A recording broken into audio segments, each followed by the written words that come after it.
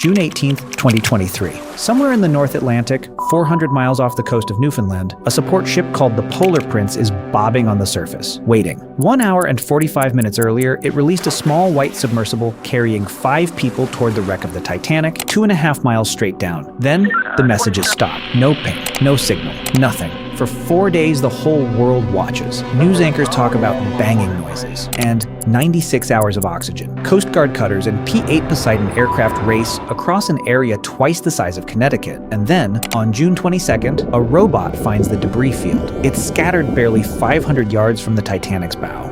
Here's the part almost nobody talks about.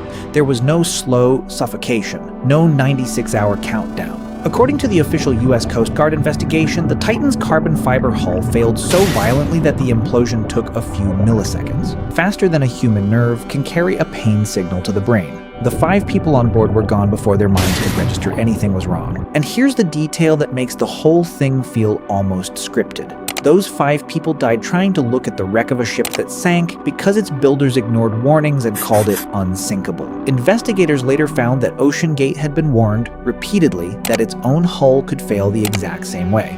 That's the ending. But this story didn't start with OceanGate, and it's way weirder and way more heroic than most people realize. See, we've sent 12 different people to the moon. We've mapped the surface of Mars down to the meter. But as of today, fewer than 30 humans have ever laid eyes on the deepest point in our own ocean. It's called the Challenger Deep. It's almost 7 miles down in the Pacific's Mariana Trench, and getting there is arguably harder than getting into orbit because down there, the ocean isn't trying to suck you into a vacuum. It's trying to crush you like an empty soda can, with over 1,000 times the pressure you feel at sea level. At full ocean depth, that's roughly 8 tons pressing on every square inch of your body. For comparison, that's like balancing a stack of small SUVs on your thumbnail. So why does anyone go down there at all? Let's rewind.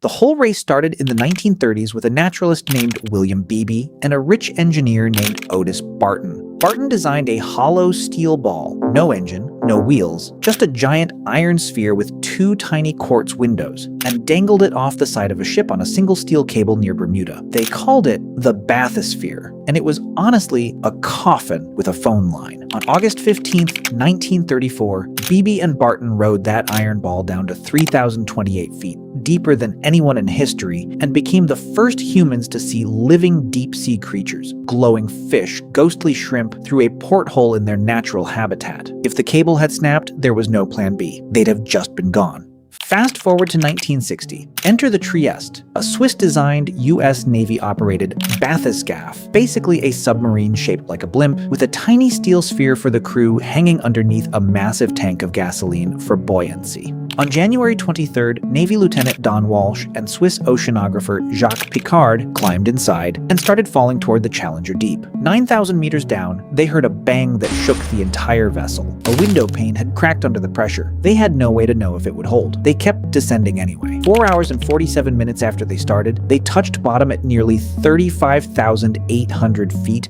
spent just 20 minutes looking around, reporting they saw a flatfish swimming past their window. A claim scientists still debate today, since nothing that complex was ever confirmed at that depth again, and then rode the shockwave of their own success back to the surface. And then, nothing. For 52 years, not a single human being went back. Robots visited a couple of times, but the deepest point on Earth just sat there, unvisited, while we were putting rovers on Mars and building the International Space Station. It took a Hollywood director to break the silence. In 2012, James Cameron, yes, that James Cameron, the guy who made Titanic and Avatar, spent 7 years and a chunk of his own fortune building a bright green, 24-foot vertical submersible called the Deep Sea Challenger. Unlike Trieste, it was designed to sink straight down fast, alone, with Cameron himself crammed into a sphere barely bigger than a phone booth. On March 26, 2012, he became the first person ever to solo dive the Challenger Deep, reaching about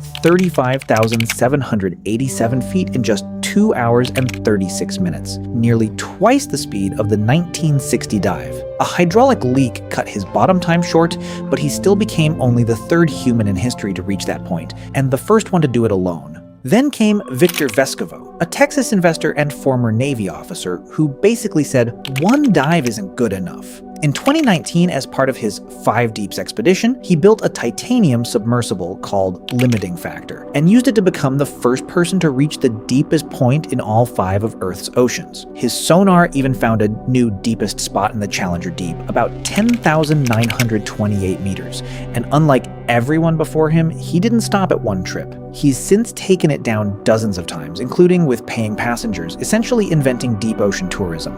By 2020, China had joined the club too, sending its titanium-hulled Fendosia down to 10,909 meters with 3 scientists aboard, and live streaming footage back to state TV, proof that the Challenger Deep had quietly become an actual international race again, 60 years after the first one. And here's a fact that should be impossible: that crushing, sunless, near-freezing trench is not dead. Scientists have filmed a translucent, gelatinous snailfish, Pseudoliparis swiri, swimming and hunting more than 26,000 feet down, deeper than any fish has ever been recorded. Shrimp-like amphipods swarm by the thousands around bait cameras. Down where sunlight has never once touched the seafloor, entire food webs run on nothing but organic debris drifting down from the surface, sometimes called marine snow. Life didn't just tolerate the crush zone, it moved in.